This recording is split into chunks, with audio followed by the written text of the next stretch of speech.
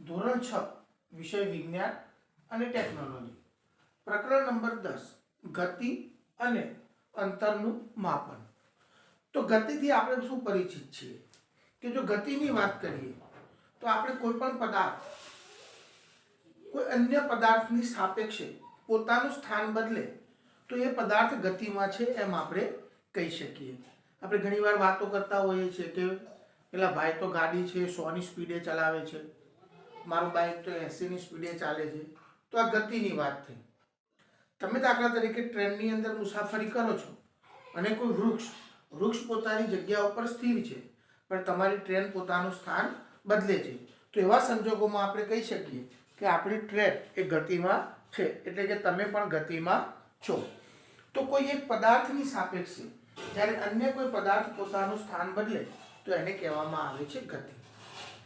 તો હવે આ ગતિથી આપણે બધા પરિચિત છીએ, તો ગતિનો ઇતિહાસ શું છે એના વિશે પણ આપણને માહિતી હોવી જોઈએ। તો ગતિ શબ્દ વાહન વ્યવહાર સાથે જોડાયેલો છે। હવે આ વાહન વ્યવહાર તો આપણે અત્યારના આધુનિક ટેકનોલોજીના જમાનામાં આપણે ઘણા બધા વાહન વ્યવહારના સાધનોનો ઉપયોગ કરીએ છીએ, પણ જ્યારે ભૂતકાળમાં આવા કોઈ વાહન વ્યવહારના સાધનો નહોતા તો લોકો મુસાફરી કરવા કેવી રીતે મુસાફરી કરતા એની ચર્ચા આપણે કરીએ। તો જ્યારે પ્રાચીન સમયમાં લોકો પાસે વાહન વ્યવહારના સાધનો ન હતા ત્યારે તેઓ ચાલીને એક સ્થળેથી બીજા સ્થળે જતા હતા, એટલે કે અન્ય પોતાના ગામમાંથી અન્ય કોઈ ગામમાં જવું હોય તો ચાલીને જવું પડતું। કોઈ પણ કામ માટે તમારે શહેરમાં જવાનું થાય તો ચાલીને જવું પડતું હતું, કારણ કે ત્યારે વાહન વ્યવહારની કોઈ શોધ થયેલી નહોતી, એટલે લોકોને ચાલતા જવું પડતું। હવે આના માટે સમયનો ખૂબ બગાડ થતો। તમારે કોઈ એક જગ્યાએથી બીજી જગ્યાએ જવું હોય તો સમય વધારે થાય, કારણ કે ચાલીને જવાનું હોય એટલે।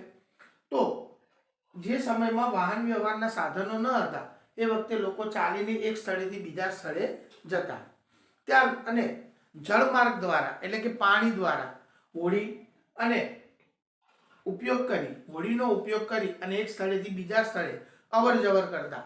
પણ આ હોડીવાળો એટલે કે જળમાર્ગ વાળો જે માર્ગ છે એ આજુબાજુમાં નદી વિસ્તાર હોય એવા વિસ્તારોની અંદર જ લાગુ પડતો, પણ જે જમીન માર્ગ છે તો જમીન માર્ગની અંદર આવો હોડીવાળો વિસ્તાર ન હોય એટલે કે પાણી ભરેલું ન હોય તો આપણે ત્યાં હોડીનો ઉપયોગ કરી શકીએ નહીં। તો આવા સંજોગોની અંદર આપણે ચાલીને એક સ્થળેથી બીજા સ્થળે જવું પડતું। ત્યારબાદ આદિમાનવની વાત આપણે પરિચિત છીએ કે આદિમાનવે જે શોધો કરી એમાં અગ્નિની શોધ આવી ગઈ, ચક્ર એટલે કે પૈડાની શોધ આવી ગઈ। તો જ્યારે સાધનો વાહન વ્યવહારના સાધનો નહોતા એનો મતલબ એવો થાય કે એ વખતે પૈડાની શોધ થઈ નહીં હોય, પણ ત્યારબાદ પૈડાની શોધ થઈ, એટલે કે પૈડાની શોધ થયા બાદ વાહન વ્યવહારની પ્રણાલીમાં અત્યંત મહત્વપૂર્ણ પરિવર્તનો આવ્યા। એટલે કે માનવી જે છે એને પૈડાનો વિકાસ કર્યો, પૈડાના વિકાસ દ્વારા એને ગોળ ચક્ર બનાવ્યું અને એના ઉપર કોઈ લાકડાનું પાટિયું મૂકી અને બળદગાડા જેવી એટલે કે ગાડા જેવી રચના બનાવી, લારી જેવી રચના બનાવી અને એની મદદથી એને કોઈ પ્રાણી સાથે જોડી અને સરળતાથી એ વાહન વ્યવહાર કરવા લાગ્યો। એટલે કે એક સ્થળેથી બીજા સ્થળે જવા માટે એને શું કર્યું, ગાડાની વ્યવસ્થા કરી, પૈડા જોડી, એના ઉપર પાટિયું મૂકી અને ગાડી જેવી રચના બનાવી। તો પૈડાની શોધ થયા બાદ વાહન વ્યવહારની પ્રણાલીમાં અત્યંત મહત્વના પરિવર્તનો આવ્યા। પૈડાની શોધ થઈ એટલે અલગ અલગ પ્રકારના સાધનો શોધાયા, સાયકલ છે, રિક્ષા છે, સ્કૂટર છે, આ બધામાં આપણે જાણીએ છીએ કે પૈડાનો ઉપયોગ થાય છે। તો આના ત્યારબાદ વરાળ યંત્રની શોધથી નવા શક્તિના સ્ત્રોતોનો સમાવેશ થયો।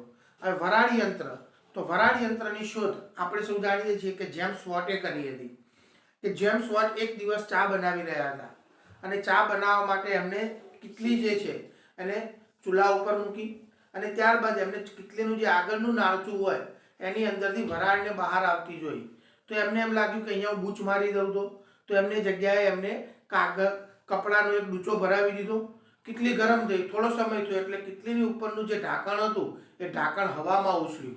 એના ઉપરથી એમને વિચાર આવ્યો કે હવા પણ દબાણ કરે છે, એટલે કે હવાને જો દબાણ ગતિ આપવામાં આવે તો હવા દ્વારા પણ સાધનો ચાલી શકે છે। એટલે વરાળ યંત્રની શોધથી નવા શક્તિ સ્ત્રોતોનો વિકાસ થયો અને વરાળ યંત્ર દ્વારા ચાલતી આગગાડીનો વિકાસ થયો। વરાળ યંત્ર એટલે કે વરાળથી ચાલતી આગગાડી એનો વિકાસ થયો અને એને અમલમાં મૂકવામાં આવી। ત્યારબાદ સ્વયં સંચાલિત વાહનો એટલે કે પોતાની જાતે ચલાવી શકાય તેવા વાહનો આવ્યા, એટલે કે મોટરથી ચાલતી બોટ અને જહાજોનો પણ ઉપયોગ થવા લાગ્યો, કે મોટરથી ચાલતી મોટરનો પણ વિકાસ થયો, એટલે મોટરથી ચાલતી બોટ અને જહાજોનો પણ એની અંદર ઉપયોગ થવા લાગ્યો. 19મી સદીની શરૂઆતમાં વાયુયાનનો વિકાસ થયો, એટલે કે પ્લેન, વાયુયાન યાની કે પ્લેનનો વિકાસ થયો. તો આપણે સામાન્ય જ્ઞાનની અંદર ભણીએ છીએ કે રાઈટ બંધુઓએ વિમાનની શોધ કરી હતી. તો એના આધારે વાયુયાનનો વિકાસ થયો. અને આપણા 20મી સદીના યોગદાનમાં જોઈએ તો ઇલેક્ટ્રિક ટ્રેન એટલે કે વિદ્યુત દ્વારા ચાલતી ટ્રેન, મોનોરેલ એક જ પાટા ઉપર ચાલતી ટ્રેન, સુપરસોનિક વિમાનો ખૂબ જ ઝડપે અવાજની ઝડપે ગતિ કરતા વિમાનો અને અંતરિક્ષયાન, આ બધા 20મી સદીના યોગદાન છે. અંતરિક્ષયાન એટલે કે આપણે આપણા પૃથ્વી ઉપરના કોઈ ઉપગ્રહને અવકાશમાં છોડી શકીએ છીએ, એ અંતરિક્ષયાનની મદદથી સફળ થયું. હમણાં થોડાક જ વર્ષો પહેલા આપણું અંતરિક્ષયાન મંગળ ગ્રહ પર એટલે કે મંગળ ગ્રહની પ્રદક્ષિણા માટે પણ ગયું છે. એના આધારે આપણે જોઈએ તો અંતરિક્ષયાનનો પણ વિકાસ થયો. આ સિવાય મેકવેલ ટ્રેન છે જે પાટનાથી સહેજ અધ્ધર રહીને ચાલે છે, એની અંદર ચુંબકીય શક્તિનો ઉપયોગ થાય છે. તો આવા લેટેસ્ટ અલગ અલગ પ્રકારની ટેકનોલોજીને કારણે આજે આપણો વાહન વ્યવહાર ખૂબ જ ઝડપી અને સરળતાભર્યો બન્યો છે. અને આપણે એક જગ્યાએથી બીજી જગ્યાએ સમયના ખૂબ ઓછા સમયની અંદર આપણે ત્યાં પહોંચી શકીએ છીએ. કારણ કે આજે આપણે બજારમાં જવું હોય કે કોઈ અન્ય ગામ જવું હોય તો આપણે બાઇક, સ્કૂટર, ગાડી વગેરેનો ઉપયોગ કરીએ છીએ. જો લાંબા અંતરની મુસાફરી કરવાની હોય તો આપણે ટ્રેન કે પ્લેનનો ઉપયોગ કરીએ છીએ.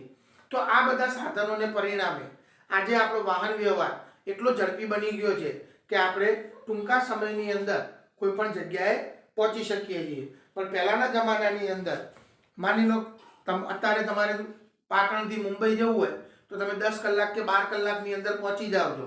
1000 કિલોમીટરનું અંતર થતું હોય તો પહેલાના સમયમાં જ્યારે લોકો ચાલીને જતા હતા તો 1000 કિલોમીટરનું અંતર કાપવા માટે એમને કેટલો સમય લાગે? જરાક વિચાર કરો. જો પૈડાની શોધ ન થઈ હોત તો આજે આપણું માનવ જીવન કેવું હોત? આજે આપણું માનવ જીવન જો પૈડાની શોધ ન થઈ હોત તો મહામારીથી ભરેલું હોત.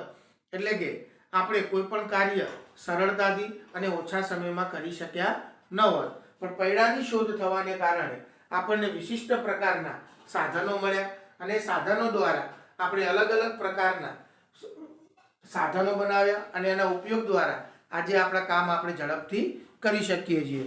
તો બોર્ડની અંદર જે લખેલું છે ફરીથી એક વખત જોઈ લઈએ કે પ્રાચીન સમયમાં લોકો પાસે વાહન વ્યવહારના સાધનો ન હતા, તેથી તેઓ ચાલીને એક સ્થળેથી બીજા સ્થળે જતા હતા. ત્યારબાદ જળમાર્ગોમાં અવર જવર માટે હોડીનો ઉપયોગ કરવામાં આવતો. પણ પૈડાની શોધ બાદ વાહન વ્યવહારની પ્રણાલીમાં અત્યંત મહત્વપૂર્ણ પરિવર્તન આવ્યા અને ત્યારબાદ વરાળ યંત્રની શોધથી નવા જ શક્તિ સ્ત્રોતોનો સમાવેશ થયો.